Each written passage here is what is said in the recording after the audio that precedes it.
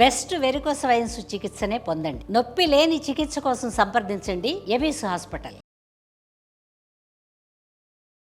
నమస్తే రమ్మగారు. నమస్తే జయ. రమ్మగారు, ఏదైనా ఒక మంచి కథ చెప్తారా? చందమామ కథ చెప్తాం. పూర్వం అంటే ఈ గ్రీసు ఆ ప్రాంతాల దేశాల్లో ఒక రాజుగారు ఉండేవాడు.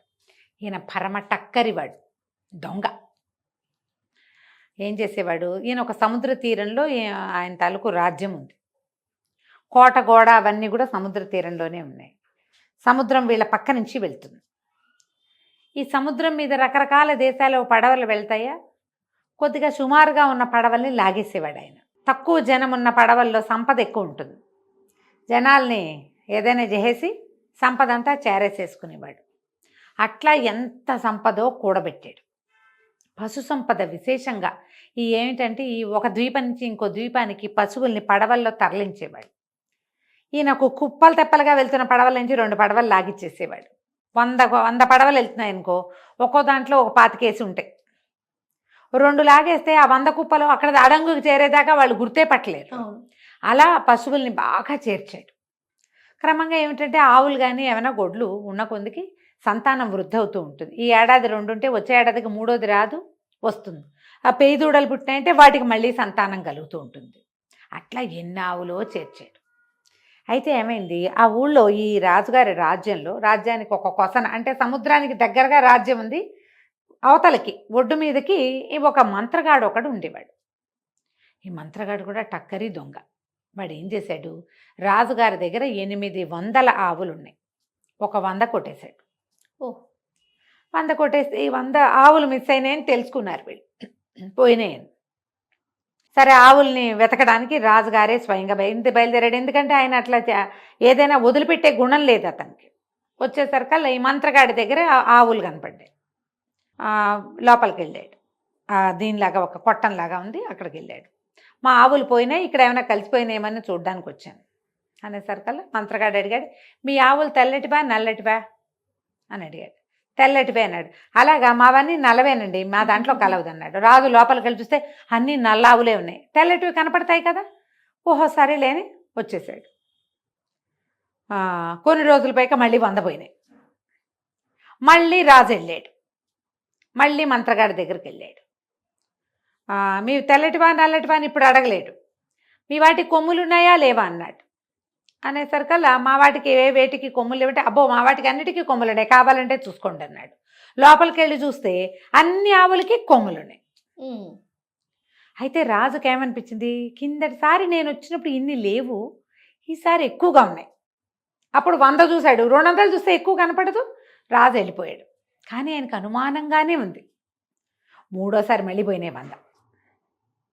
ఈసారి ఏం చేశాడంటే రాజు, ఒరే ఒక పని చేయండిరా, మన ఆవులకి గిట్టల దగ్గర అన్నిటికీ ఘాట్లు కొట్టండి, అవి చూద్దామన్నాడు.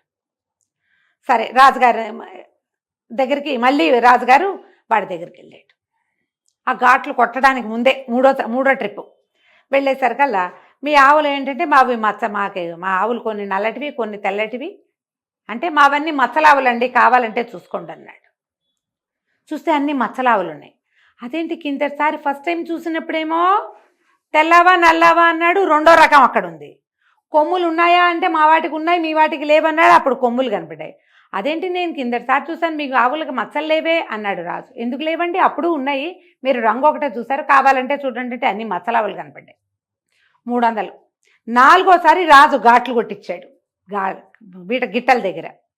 ఈసారి మళ్ళీ పోయినాయి 400. 100 పోయినాయి, అంటే 4వ 100 పోయిందనమాట. ఈయన మళ్ళీ పరిగెత్తుకుంటూ వచ్చాడు. వచ్చేసరికల్లా రాజు అన్నాడు, మీ దగ్గర నల్ల ఆవులు ఉండొచ్చు, తెల్ల ఆవులు ఉండొచ్చు, మచ్చలావులు ఉండొచ్చు, కొమ్ములు ఉన్నవి లేనివి ఉండొచ్చు, కానీ మా ఆవులకి గిట్టల్లో ఘాట్లు ఉన్నాయి, గిట్టలు చూస్తే తెలిసిపోతుంది అన్నాడు. ఈ మంత్రగాడు గబుక్కని రాజుగారి కాళ్ళు పట్టుకున్నాడు. బాబు క్షమించండి, మీ ఆవులన్నీ నేనే కొట్టేశానండి. మరి నాకేమో ఆవులంటే చాలా ఇష్టం, పశు సంపదని వృద్ధి చేసుకోవాలనుంది, మీకు కనికట్టు చేయొచ్చు కదా, నేను చేయగలను కదా అని కనికట్టు చేశానంటే రాజు అడిగేది, అట చేసావు? ఓసారేమో అన్నీ ఒక రంగులోనే కనపడ్డాయి, 2వసారేమో కొమ్ములు లేనట్టు కనపడ్డాయి, 3వసారేమో మచ్చలు ఉన్నట్టు కనపడ్డాయి. అంటే కాదండి, నా దగ్గర ఒక బ్రహ్మాండమైన రేకు ఉంది, ఆ రేకు ఏంటంటే తెల్లటివి నల్లటివి గాను, నల్లటివి తెల్లటివి గాను, నలుపు తెలుపు రెండు అడిగితే మచ్చలు గాను, కొమ్ములు ఉన్నట్టు లేనట్టు చూపించగలదండి. ఆ రేకు వల్ల నేను మిమ్మల్ని మోసం చేశానండి అన్నాడు. మీ ఆవులు మీరు తీసుకుపోండి, పర్వాలేదు అనేసరికల్లా రాజుగారు సరే రిలాక్స్ అయ్యి మీరు తీసుకుపోండి అన్నాడుగా. రిలాక్స్ అయిపోయాక ఏమన్నాడు, ఓ పని చెయ్యి, ఆ రేక్ ఏమిటో నాకు ఇచ్చేసి.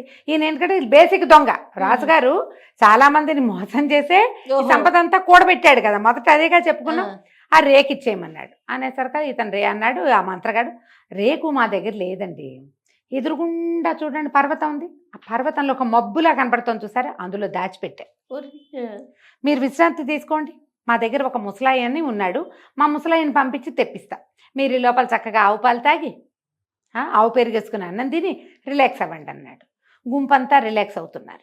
ఇంతలో ఏమైంది, కేకేశాడు మాయగాడు, ముసలయ్య వెళ్ళి రేకు తీసుకురా రాజుగారికి ఇద్దాం అని అన్నాక వీళ్ళకి తిండి ఏర్పాట్లు చేస్తున్నాడు. కాసేపు అయ్యాక లోపల నుంచి ఒక నలుపు తెలుపు ఉన్నటువంటి గడ్డము, నలుపు తెలుపుగా ఉన్న ఒక తల ఉన్న ఒక అతను వంగి నడుస్తూ బయటికి వెళ్ళాడు.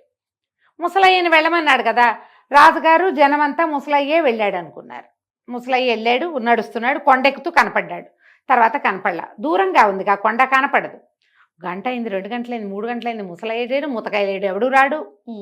సరే సైనికులు అన్నారు, ప్రభు చీకటి పడిపోతుంది, మనం వెళ్ళిపోవాలి, ఆవులు తోలుకెళ్ళమంటారు అన్నాడు. రేకురా మరి అన్నాడు. రేకిస్తానన్నాడుగా. సరే అతను పిలవండి అన్నారు. ఏడి అతను లేడు. అంతా వెతకడం మొదలుపెట్టారు.